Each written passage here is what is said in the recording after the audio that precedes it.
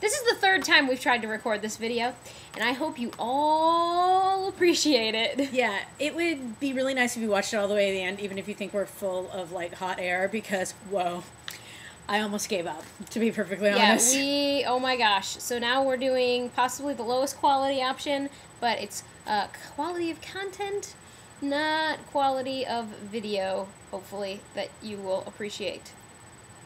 Otherwise, we've lost you long ago, I'm sure.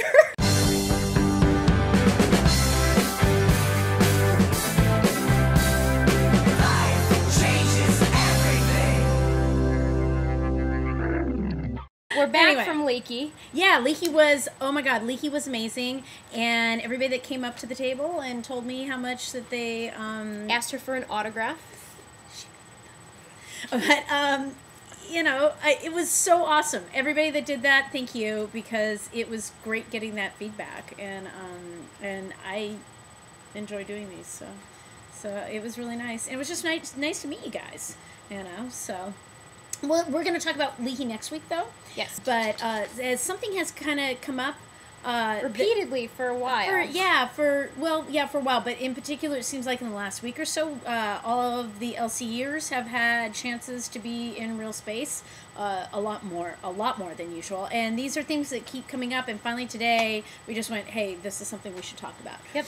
So what we're going to talk about today is kind of pro tips to being an awesome adult. Most of these lessons are lessons that it has taken me decades to learn, and if I could have learned them sooner, it would have been a bitchin' awesome thing. It would have saved me a lot of heartache. Yeah, absolutely. So maybe it might save one of you a little heartache. Just remember, these are things that you'll probably have to try a few times, and these are things that we are still I still fail relearning. at sometimes. A couple of these I've got down, but a couple I struggle with still, you know?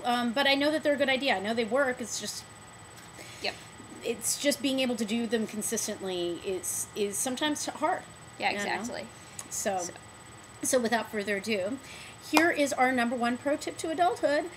Don't ask somebody a deeply personal question, such as what their sexual orientation is, such as if they are pregnant, if they're female. Those are two off the top of my head that I can say are really big don'ts. Let them talk to you. If they want to talk to you about it, they will. The pregnancy thing in particular, I have a good story about, where I was in my teen years and I was babysitting for a couple who I had not seen since shortly after the birth of their first child, who I was there babysitting. When she came through the door, she looked pregnant to me. I assumed she was pregnant. I went, "Congratulations, that's and the look on her face, and then if the ground could have swallowed me, it would have been such a blessing. Yeah. Unfortunately, it didn't, and we all just stood there with my faux pas clogging the air. It was dreadful. Dreadful.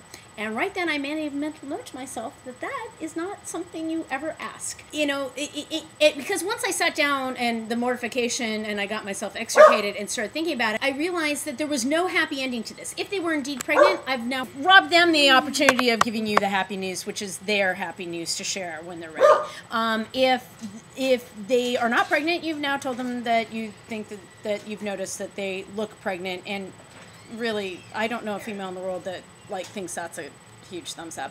Or the most tragic of the three, which I've witnessed happening, which is somebody that is actively trying to get pregnant, cannot get pregnant, and now they've had the scabbed rip off of a horrendous wound. Oh, and by the way, you're fat too.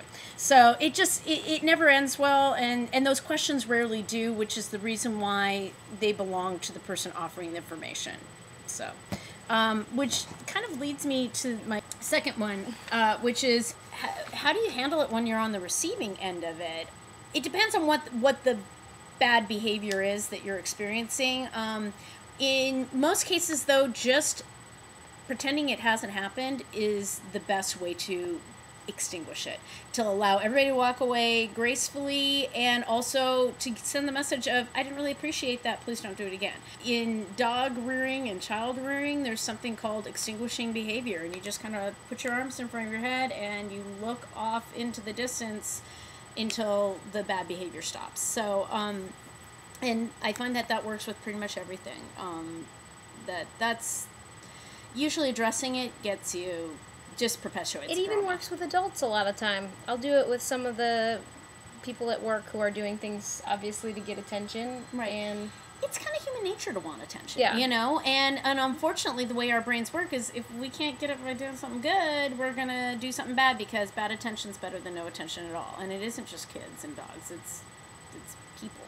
yeah. You know? All right, you've done you've gotten through 1 and 2. Number 3, though, resets the game, which is always assume somebody's doing their best. Even if they've said something dumb, even if you've said something dumb or done something dumb, know that we're all trying our best. Yeah. You know that we all have baggage and blind spots or bad days. And as soon as you can open your heart and realize that that person was probably trying their best, that they either just needed attention or that they just didn't know any better, you can, without making a big deal of it, you can kind of open your heart to them and forgive them without it being a big thing.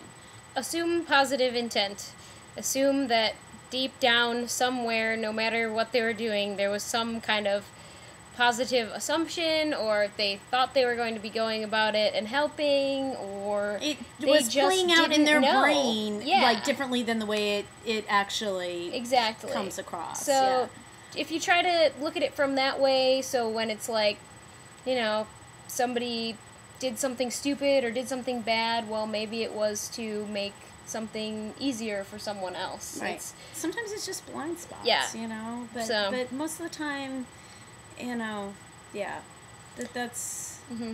And my big piece of advice for you guys is to just make sure you surround yourself with quality people and people who bring out the best in you. Yes. You can have I know amazing people who are great. But for whatever reason, we're like two puzzle pieces that don't fit together, Yeah. and they just don't bring out the best in me. And after a while, it's really not worth the time, the energy, the frustration of trying to fit those two mismatched puzzle pieces together. And that's the time when I think in growing into adulthood is when you realize that it's no those are harm, no people foul, that but we don't fit, and I probably shouldn't.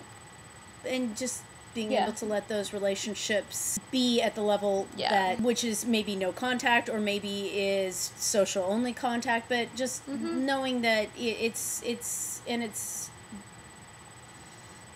without deciding that they're a bad person. It doesn't have to be dramatic. It just has to be, That person's not for me. Yep.